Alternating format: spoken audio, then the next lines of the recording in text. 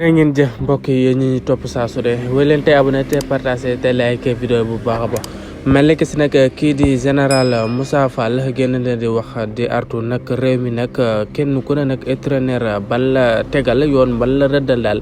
fa ngay jaar ba yoon rek daati mën a dal sa kaw. préfet nag ma ngay xam le ne Yewwi Askan Wi manifestation pacifique bi nu namoon a am le 29 ak le 30 lii di préfet lankal na leen ko. di waa Pastef mel nag si El Malick Ndiaye ak ñooñu waa Pastef yi ñi ñu teewoon daal mën na ne képp ku say génn rek takkal na la li nga xamante ne seen moo di bracelet électronique. di docteur Babacar Niang moom nag yoon teg na ko loxo di ko toppee non assistance personnelle dansé moom daal moom la si koy toppee ba tax na